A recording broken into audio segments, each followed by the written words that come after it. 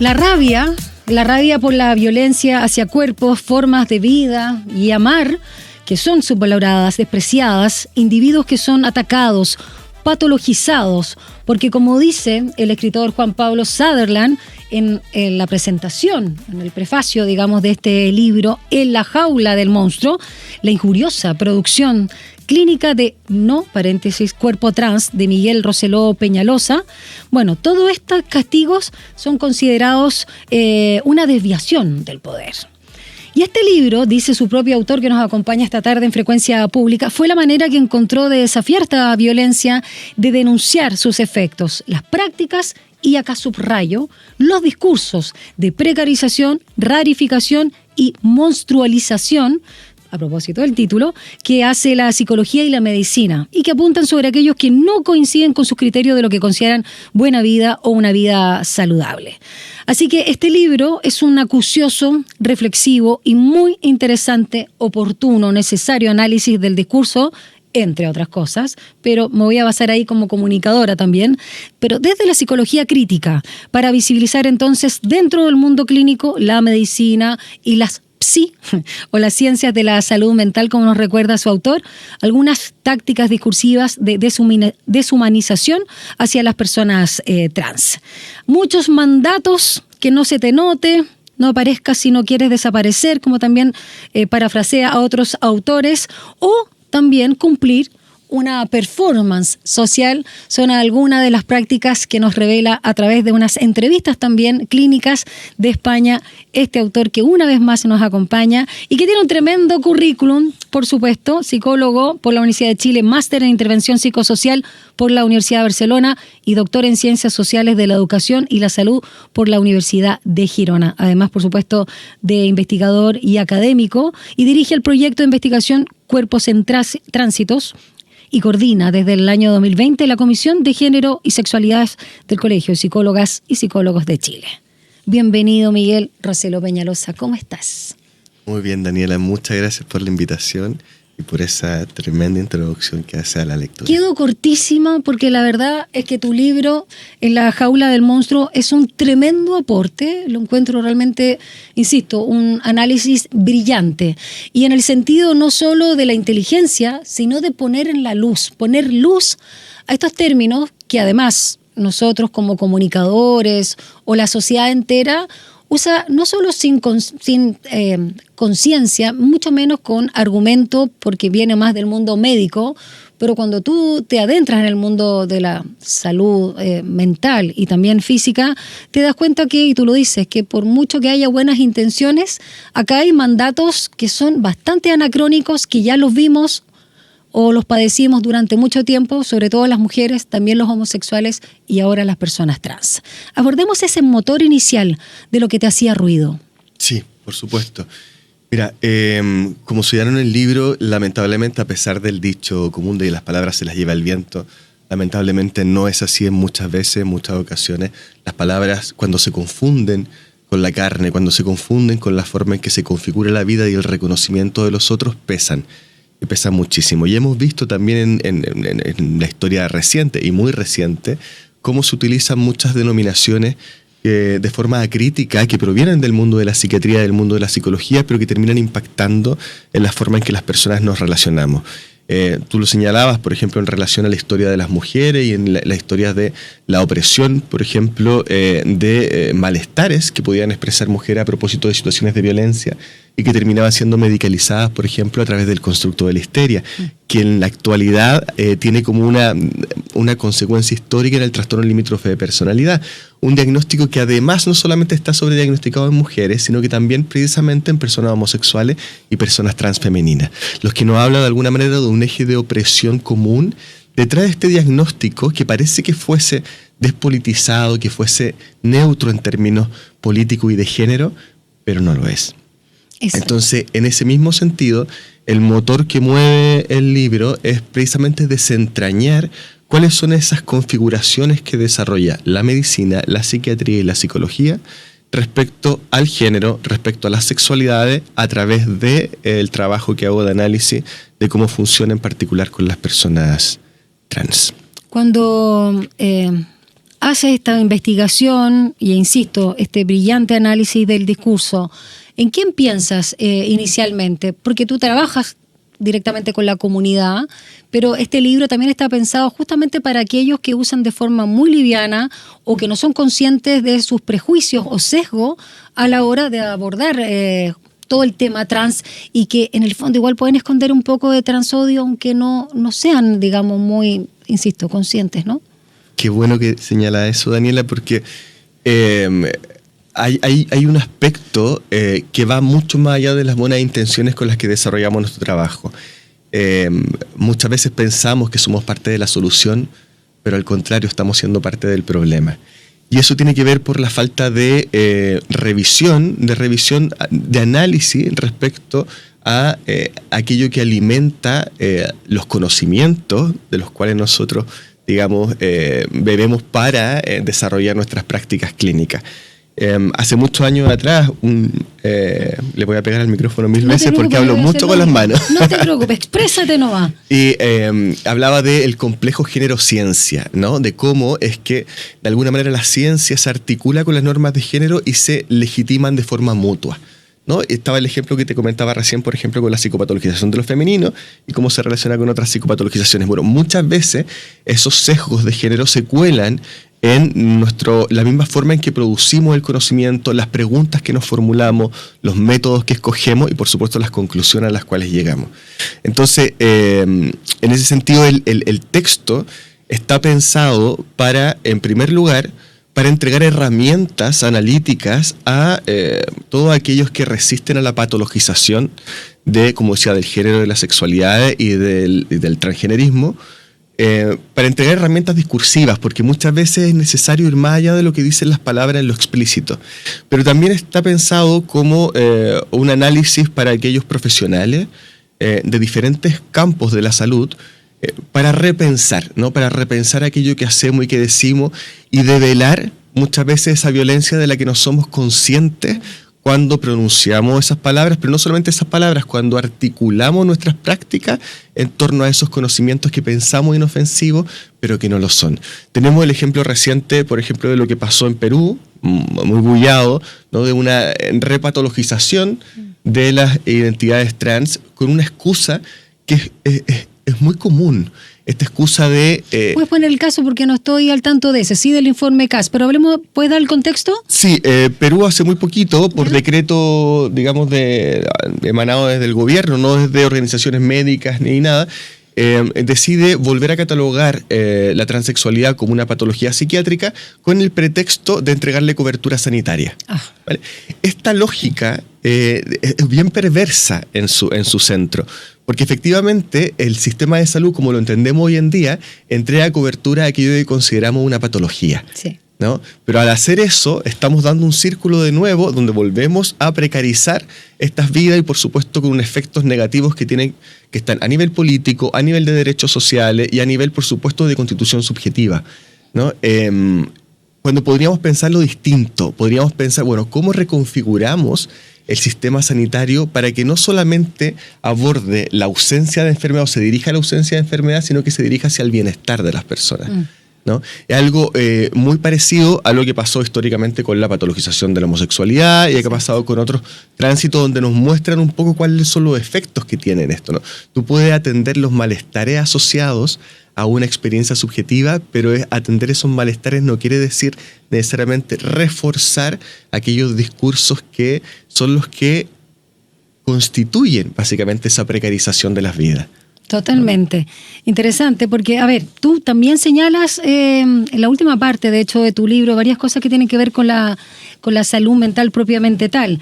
Pero mira, anoté muchas cosas, Miguel Roseló Peñalosa, de tu libro, que me llaman la atención y que me gustaría que pudiéramos hablar. Tú ahí señalas, ¿no? Cuerpos, géneros y sexualidades son claramente diferenciables, pero tú señalabas ahí al inicio, ¿no? Referirse a carne y no cuerpo en su totalidad, cuerpo parcializado porque en cuanto fragmentado y cohesionada las carnes, y que solo fragmentado se vuelve unitario. Y aquí voy a ir a algo muy prosaico, como por ejemplo, que tú lo señalas, considerar a una mujer como igual a sin pene, ¿no? O la ausencia de pene. O dicho de otro modo, una mujer trans con pene y activo, con acción eréctil y satisfacción. Además, no sería considerado mujer. Y un hombre con vagina o senos tampoco sería hombre. Estos ejemplos son, digamos, muy elocuentes de lo que la percepción cotidiana que hay en relación a las personas trans, que si no se operan y no recurren a la cirugía, a las prácticas quirúrgicas, o también no coinciden, algo que tú decías, con el mandato social, lo performático, sobre todo las mujeres trans, lo que entendemos por femenino, entonces no te creo tanto que seas trans, o te castigo, o no te trato bien. Tú decías algo muy interesante, que la transexualidad además rompe no solo lo binario, sino lo expande en cuanto a miles de posibilidades. Ya mira, me estoy acordando de las cosas que leí que me hicieron un flash. Pero vamos con estas percepciones que son muy reduccionistas. Sí, mira, esto tiene que ver con, hago un intento al inicio del libro por explicar cómo es que no solamente la ciencia, sino la cultura construye o configura lo que es un cuerpo legible. Y ahí es fundamental... Que se puede leer y comprender. Exactamente. Sí. Que entre en el espacio de lo que yo puedo identificar y reconocer directamente. Exacto. Que existe. Que existe, exactamente. Y con todas las consecuencias que eso tiene. Cuando hablamos de esto, del cuerpo parcializado, nos referimos en primera instancia a cómo el pene se constituye en el signo fundamental de la diferencia sexual, ¿no? Y por eso hablamos del impacto que tiene su presencia, pero no cualquier tipo de presencia, ¿no? Una presencia que, como bien señalan en el libro, tiene que ver con su funcionalidad, tiene que ver con su utilización heterosexual, ¿no? Y cómo eso, de alguna manera, te permite acceder a la categoría de lo masculino y, por el contrario, negar cualquier otro atributo femenino que pueda contener esa presencia fálica. Y eso resulta particularmente violento para las personas trans, y en particular con esta idea que todavía está muy instalada socialmente, de esa inspección del cuerpo del otro para verificar que cada uno de los atributos que tiene ese cuerpo de alguna manera me informa sin ninguna contradicción que estoy hablando de un cuerpo femenino o un cuerpo masculino. Una amiga me comentaba hace un tiempo atrás, por esta misma lógica te lo cuento, pero los ejemplos a veces sirven para hacer esta bajada, me decía, no hay nada en mi cuerpo, no hay nada en mi identificación, ni en mi expresión de género que ponga en duda que soy una mujer. Pero como saben que soy una mujer trans, la inspección de lo que hay entre mis piernas es incómoda, está permanente todo el rato en mis encuentros sociales. O sea, ¿qué hay ahí? ¿No? Porque esa presencia de alguna manera es la que pone en sospecha, la que pone en duda tu reconocimiento de género en el fondo. La hipersignificación también, ¿no? Cómo esas partes corporales de alguna manera exceden a cualquier otro atributo corporal, y a través de esa hipersignificación de esas parcelas sexuales, de alguna manera que se amplifican para hacer un reconocimiento de género completo o un desconocimiento de género. También, ¿no? Claro. Bueno, y de ahí de hecho das como ejemplo, ya que también está muy bueno esto, muy elocuente lo que sucede con el desnudo final de Dil en la película El Juego de las Lágrimas. Tremenda película, a propósito de lo mismo. Y acá, es un spoiler para todo alguien que no ha visto la película todavía, sí, pero bueno, no importa, tiene añito ya. Eso es lo que importa, es ver la película más que ese desenlace como escena, sino lo que pasa, los efectos, ¿no? Acá también a propósito de las premisas, el género es heterosexual, la visión imperante, criterios de género basados en los órganos sexuales, como tú decías, y acá de los recién nacidos, esto es bien interesante, y que se sustentan en la presunción de la futura actividad heterosexual, e incluso signa el deseo erótico heterosexual, es decir, opuestos en términos de genitalidad. Y acá la determinación, el criterio es el tamaño, para definir, por ejemplo, a bebés o guaguas intersexuales. Nuevamente volvemos a la hipersignificación de los órganos sexuales. Entonces, no hay sexualidad, ni cuerpo, ni deseo, como tú señalas, fuera de la norma. Afirmarlo es colaborar con un poder que se esconde detrás de una mueca falsa de condescendencia libertaria. Hablemos de este concepto porque a propósito más adelante, mucho más adelante, hablas de otro tema que tiene que ver con el género, con una desviación, algo que se produce en el cerebro de los recién nacidos. Pero cómo desde que nacemos ya la cultura determina quiénes somos en cuanto a identidad y orientación. Y eso es muy, muy macabro. Muy macabro por sus consecuencias directas que tiene, además de intervención sobre los cuerpos de los bebés intersex. Que recientemente, y digo recientemente lo destaco porque a pesar de que había algunas indicaciones, hasta hace muy poco esto estaba totalmente normalizado, me refiero a las intervenciones sobre bebés con diferencias, digamos, anatómicas según lo esperado normativamente para los genitales, sí. Y con, bueno, consecuencias a largo plazo de tanto funcionales como, bueno, que han sido ampliamente denunciadas por la comunidad intersex. También, ¿no? Y reoperaciones, ¿no? Mucho tipo de intervenciones. Ese análisis, ese ejemplo que utilizo respecto a la constitución de los cuerpos intersex, se asocia precisamente con una intención de clarificar cómo es que, si bien al principio del libro digo, bueno, orientación sexual, identidad de género y otros elementos son diferenciables, responden a una raíz común que tiene que ver con esa norma de género que se cuela en todos los espacios, ¿no? Que es hetero. Que es heterosexual. ¿Y por qué digo que es heterosexual? Y ahí va ese ejemplo, ¿no?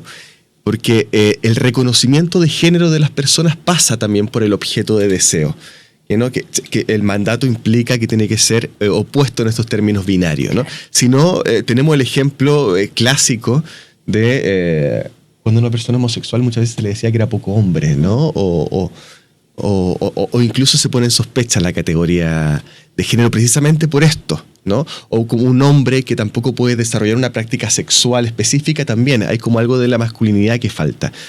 Y en el caso de los bebés intersex, yo creo que el ejemplo es muy claro en relación a cómo se imaginan estos tamaños. Por ejemplo, el tamaño del pene de un bebé, que tiene que tener un rango específico que oscila entre 1,5 y 2,5 centímetros para considerar que en su vida adulta será capaz de penetrar una vagina. Sí. Ese elemento te implica ya que hay una cierta significación de esa morfología corporal en términos heterosexuales. O sea, se imagina a los bebés ya en su morfología para hacerlos reconocibles como hombres o como mujeres en relación a futura capacidad copulativa heterosexual.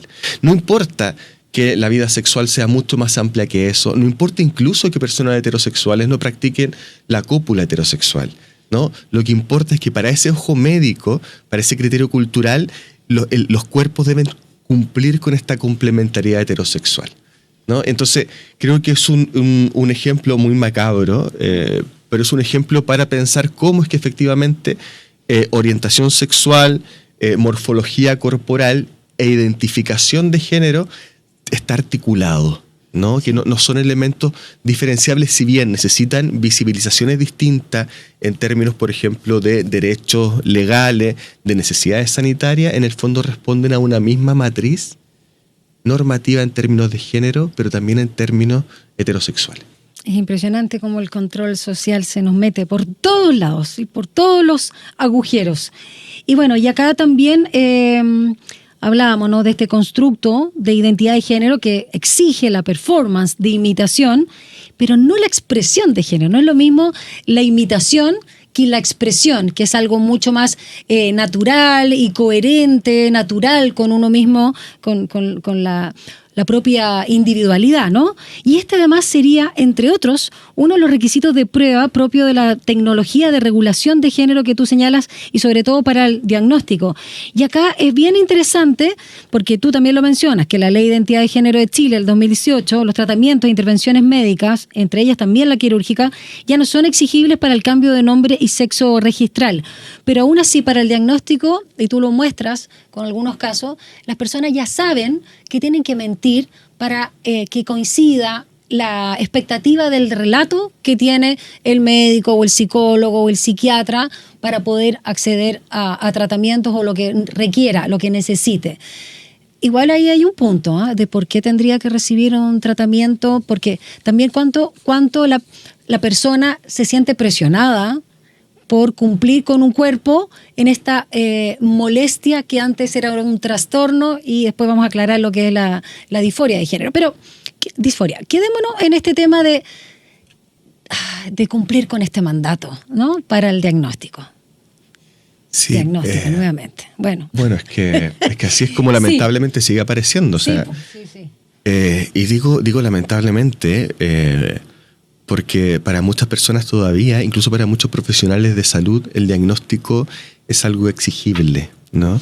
E incluso se ha intentado protocolizar el diagnóstico en las nuevas directrices respecto al acceso a intervenciones. Es como si el género de cualquier persona debiese ser diagnosticable. Entonces, ¿por qué el género solo de las personas trans? Exacto. Es algo que requiere diagnóstico. Pero esto que tú citabas respecto a la expresión de género y cómo eso se constituye en criterio diagnóstico, ¿no?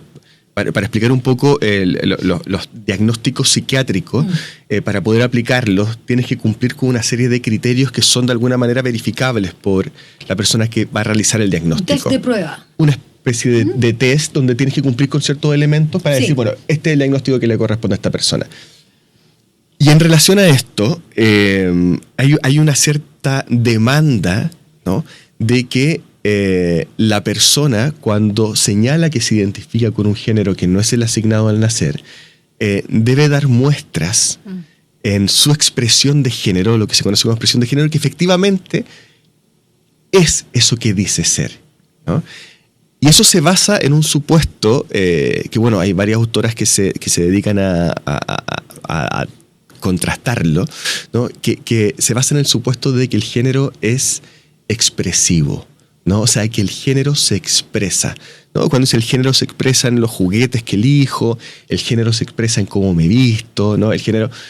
Pero resulta que el género, la norma de género, y esto muy bien lo expresa una ya bien conocida teoría de la performatividad de género de Judith Butler, el género o la forma en que nos constituimos socialmente a través de este constructo, más bien es una exigencia de imitación de género y no de expresión, ¿no? Es decir, y por eso es que muchas personas cuando acuden a esta escena diagnóstica, es decir, van al médico, van al psicólogo, psicóloga para poder acceder a las prestaciones sanitarias, deben imitar, digamos, esto que se espera socialmente de cómo se conforma un género y que nos parece que es expresivo porque se ha repetido tantas veces a lo largo de la historia el cómo sentarte, el cómo hablar, en cómo mover el pelo, en tantos elementos. De hecho, yo mientras estaba conversando contigo me revisaba internamente, perdón la interrupción, igual todos lo hacemos, todos estamos, digamos, presionados por cumplir con eso, ¿no? Con cierto movimiento, las mujeres tienen que ser pasivas. O mírame a mí con las piernas cruzadas de una forma determinada. Exacto, yo aquí más juntita, ¿no? Con todo ese tema ahí de cuidar el cuerpo para no ser invadido. Pero acá es una exigencia además que justamente rompe la amplitud que tú hablabas de no casarse con lo binario. Porque por último, yo dije, ya, ok, me caso con lo binario, no me cuestiono. Soy aburridamente hetero, no sé qué, lo hago, ok. Pero es imponer esa imitación, porque todos lo hacemos, finalmente es una norma de un contrato social que también es súper, digamos, que constringe cualquier libertad humana, por supuesto, si no somos raritos, ¿no? Y aquí lo peligroso, Dani, es que esto se deforma en la interpretación que hace la clínica y la sociedad, diciendo que al de alguna manera, cuando las personas tienen que declarar esta expresión de género en el contexto clínico, es como que estuviesen haciendo una suerte de montaje, ¿no? Un montaje perverso para poner al otro al servicio de su demanda. Sí. Cuando en realidad esto tiene que ver con la perversión del mismo dispositivo, que es lo que llamo ahí a propósito de un excelente libro de Gemma Toch, psicología perversa, ¿no? Es darle un giro a esto y no tiene que ver con esta utilización o este montaje para acceder a algo, sino que tiene que ver con cómo se fuerza al otro a tener que cumplir con algo para acceder a esas prestaciones sanitarias que para muchas personas, no para todas, para muchas personas pueden ser necesarias para acceder a un mayor bienestar. Y pueden ser necesarias, ¿por qué? Nuevamente volvemos a lo mismo, porque tenemos un sistema que de alguna manera nos obliga a coincidir con uno de estos dos elementos. ¿Para qué? Para no sufrir esta serie de violencias sociales que se desatan cuando no las cumples. Desde la marginación, desde el insulto a la muerte. Exactamente. Vamos a seguir conversando con nuestro invitado de hoy. La verdad es que es un tremendo libro y que, insisto, es absolutamente también extrapolable a muchos ámbitos de nuestra sociedad.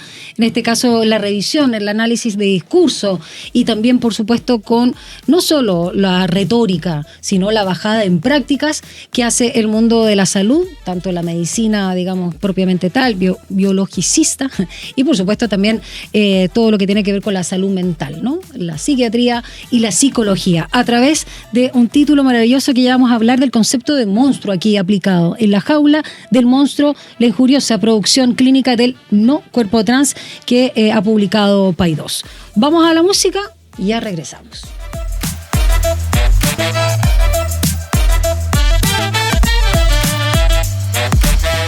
Seguimos conversando acá en Frecuencia Pública por Radio USACH 94.5 y por supuesto en este mes aniversario, porque estamos cumpliendo 65 años, Miguel. Mira, sí, felicidades. Somos adultos mayores ya, pero muy joviales.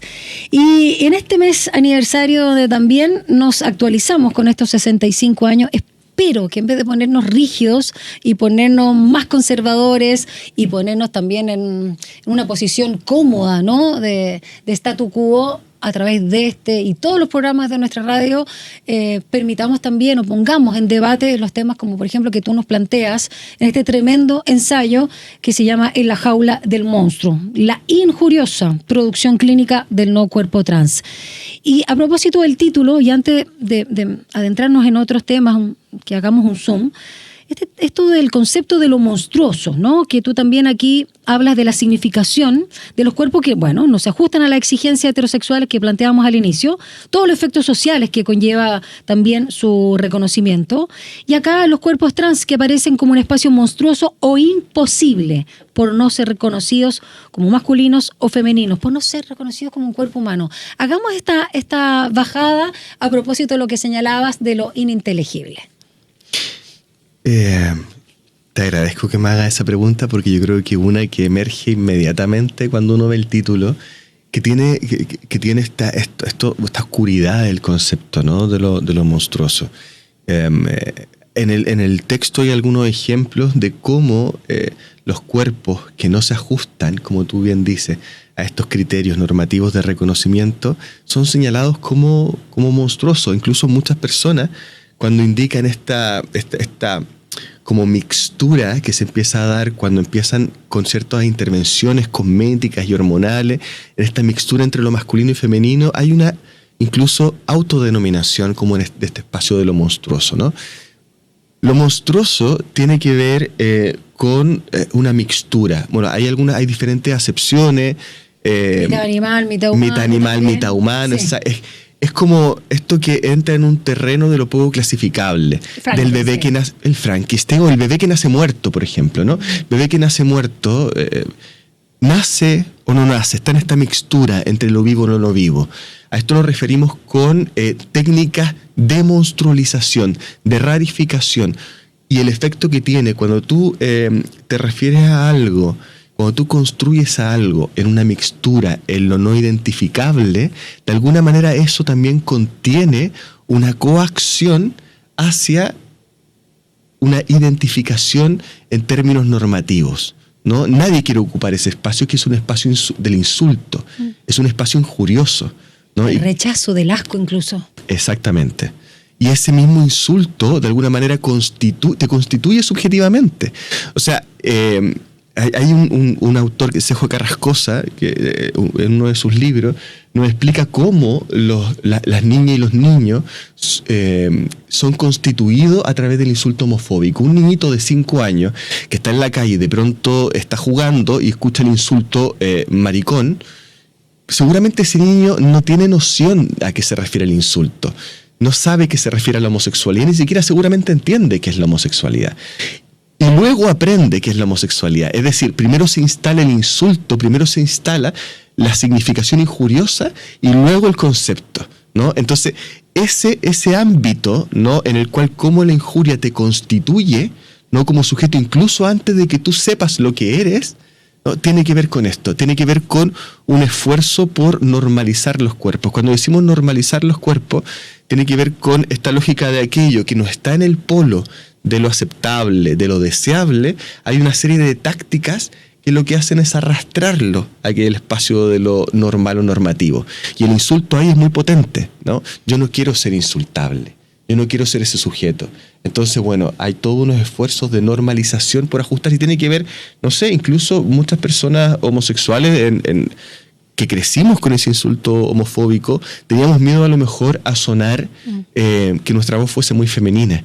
Y hay una serie de ajustes que hacemos para que no se note. O la caminata, que es una inspección social muy fuerte. Oye, sí, ¿por qué estás caminando así? Los hombres caminan como con las piernas un poco más separadas. Como se sientan a propósito. Exacto, ¿por qué cruzan las piernas? Claro. Los hombres no se sientan así. O la señorita, oye, tú no te puedes sentar así, no, te tienes que sentar así. Exacto. Hay toda una serie de mandatos que de alguna manera tú estás forzada a aceptar o a performar o a imitar precisamente para evitar este insulto, ¿no? Y con eso tiene que ver el nombre de este libro, ¿no? Aquella jaula que tiene que ver con esta forma que limita la forma en que nos podemos comprender, que nos podemos pensar y que configura esto insultable, esa imagen de lo mixto, de lo monstruoso, como un esfuerzo de normalización, ¿no? O sea, si no te ajustas a lo que esta jaula, digamos, de pensamiento te impone, caes en ese terreno de lo monstruoso y eso tiene efectos muy concretos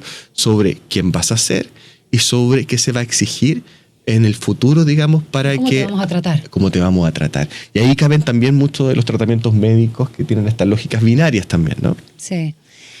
Miguel, y a propósito de todos los autores que tú señalas, hablas de Paul Preciado, me parece que incluso Juan Pablo Saavedra también lo cita al inicio. Sí. Y a propósito también de los discursos biologicistas o la mirada neuromolecular, acá hay un concepto bien interesante que tiene que ver con lo que plantea Paul Preciado, que tú también lo parafraseas, de la ficción somática. ¿Nos puedes explicar? Sí. Esto es muy interesante, porque Paul Preciado es que filósofo y activista trans muy reconocido en el trabajo queer, en toda esta teorización, nos habla de cómo la ciencia y la medicina construyen ciertas ficciones, ¿no?, que tienen que ver con lo que hablamos de la biologización del género. ¿Qué es la biologización del género? Es lo que conversábamos antes, que es como que el ser mujer o ser varón fuese algo que está determinado por nuestra biología, por genes. Lo que le llaman naturaleza. Exactamente, ¿no? Cuando, bueno, el feminismo o los feminismos durante décadas han hecho un esfuerzo importante por sacar el género de ese espacio biológico, ¿no? Y algunos de los conceptos que utiliza, como decía Paul Preciado, tiene que ver con esta ficción somática, y yo pongo en el texto una que me parece muy ejemplificadora. La medicina y la psiquiatría, a pesar de no contar con ninguna prueba para ello, construye una ficción de cómo se generaría la transexualidad, ¿no?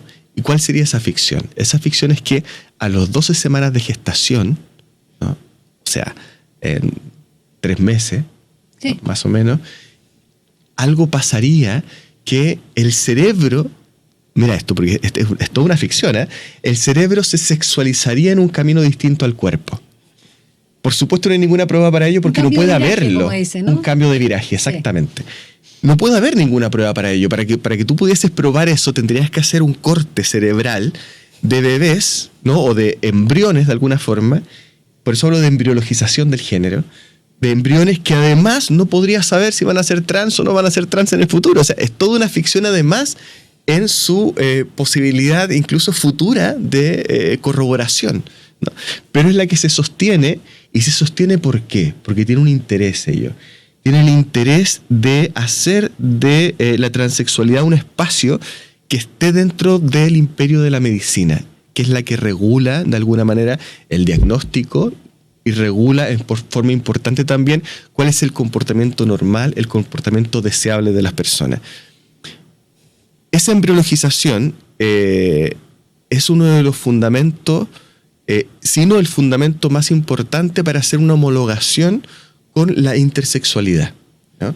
Esa homologación de alguna manera te dice el género, ya no solamente las variaciones morfológicas, ¿no?, como en el espacio de la intersexualidad, que es una entidad medicalizada y patologizada también. eso también ocurre con el género y lo hacen a través de esa introyección de la idea de género en las 12 semanas de gestación. ¿Para qué? Para decirte, es como un caso de intersexo, pero más tardío, ¿no? Y con eso vuelven a decir, entonces está en el terreno de la medicina. Entonces, claro, el género ya no es esto que hablábamos de imitativo, no es cultural, no es político, sino que el género es biológico y por tanto Exacto. lo podemos entender como un error o este cambio de viraje no esperable en términos de la biología. Y por eso planteas, y de hecho lo anoté con número de página en la 85, la idea del género como producción también hormonal. Y de ahí te quiero preguntar sobre el informe CAS, que también demos un poquito de contexto, Miguel, en relación a algo que ha generado mucho escándalo, que finalmente son estas como terapias, ¿no?, que se realizan o que se solicitan a través de las hormonas, ¿no? Por ejemplo, acá, este año, bueno, lo decíamos, está marcado también por esta controversia. Hay un reporte que fue encargado por el Servicio de Salud Público de Inglaterra a la pediatra Hilary Cass, y ahí viene Cass, con 2 S, no se confundan, por favor. El informe Cass, quien apunta a efectos secundarios y evidencia también, bueno, poco sólida los procesos aplicados para transicionar de género. Entonces, la interrupción de estas terapias hormonales denominadas bloqueadoras de pubertad en varios países de Europa, en menores además de 18 años. Y esto lo quiero relacionar también con el tema de la idea del género como producción hormonal. Despejemos, vamos con lo que tú planteas primero en tu libro. Cuando hablamos en el libro... De cosas, o no medio da igual, extraño. como tú dices, estamos conversando. Estamos conversando. La idea del género como producción hormonal que abordo en el libro tiene que ver con... no necesariamente con cómo se trabaja con las personas trans en la clínica. Tiene que ver incluso con... Construcción, nuevamente. Sí, tiene que ver incluso con las píldoras anticonceptivas, sí, ¿no? Y cómo las píldoras anticonceptivas, tú sabes que inicialmente las FDA, cuando recién aparecieron y se probó que eran efectivas contra la concepción, digamos, no se aprobó. ¿Por qué? Porque cortaba la menstruación.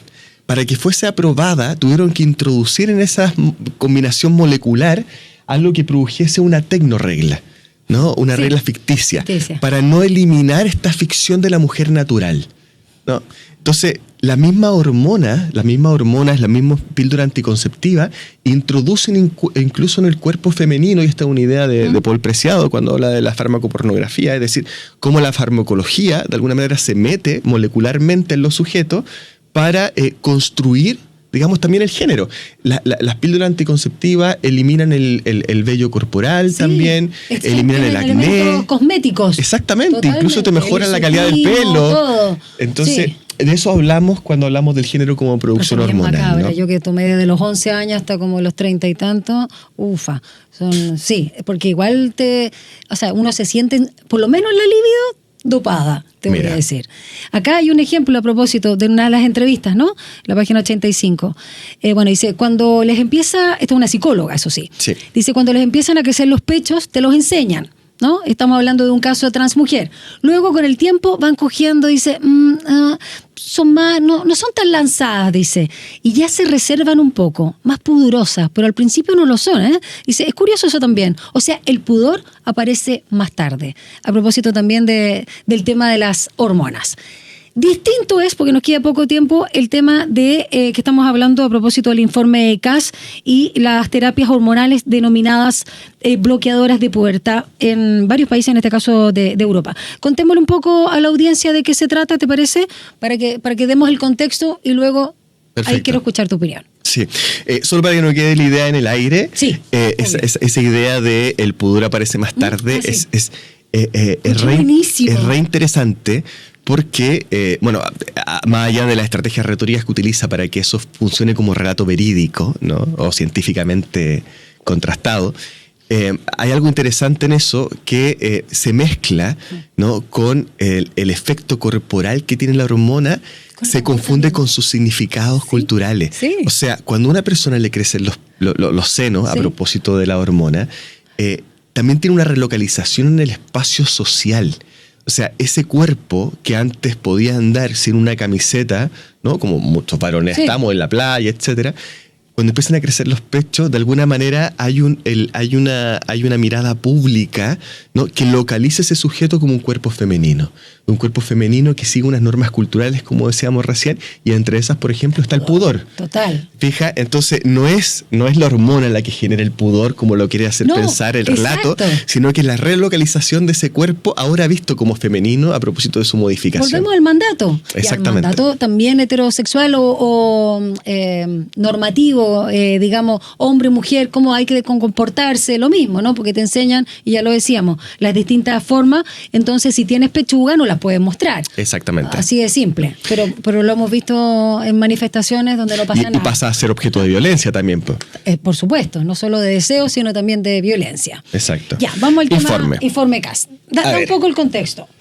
Bueno, el informe CAS, a propósito de la pediatra que lo desarrolla, Hilary Cass, tiene su origen en una solicitud que hace el Sistema Nacional de Salud de Inglaterra para revisar precisamente cómo funcionan todo el sistema de abordaje afirmativo de género particularmente de la infancia, la conocida como infancia trans, o niñas y niños que tienen una expresión de género no conforme, digamos, a lo socialmente esperado, ¿no?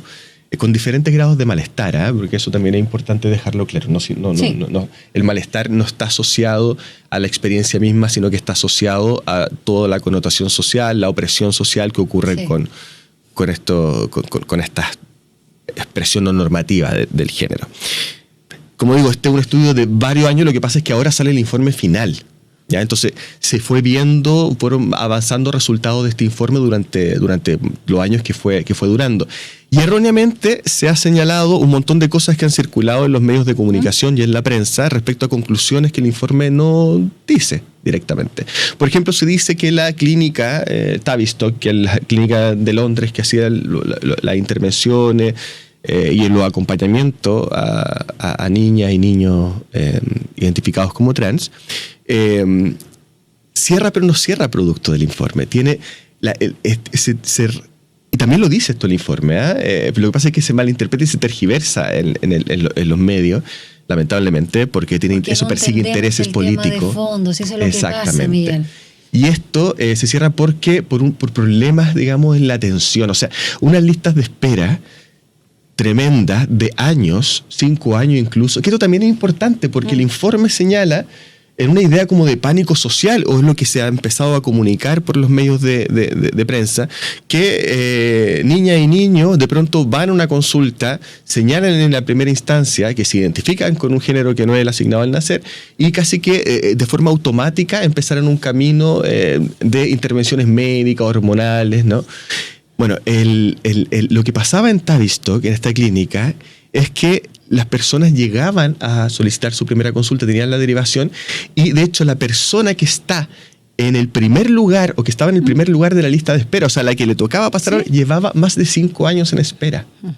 O sea, eso desmiente dramáticamente la idea de que se trata de intervenciones apresuradas. Sí, de que podían cambiar de idea, que iba a ser irreversible, qué pasa con esos padres, que sobre todo para el periodo de la pubertad o adolescencia somos fluctuantes los seres humanos, así que no se podían comprometer con una identidad de género o con lo que fuera, porque era muy vulnerable. Finalmente esos eran los argumentos, ¿no? Y también se repite, ojo con eso, porque el informe CAS no entrega información nueva, no produce tampoco información científica nueva. Y algo de lo que señala es bien peligroso y que se ha reproducido insistentemente en los medios de comunicación, que es la idea de identificarse como trans como algo que está a la moda, como algo que es contagioso.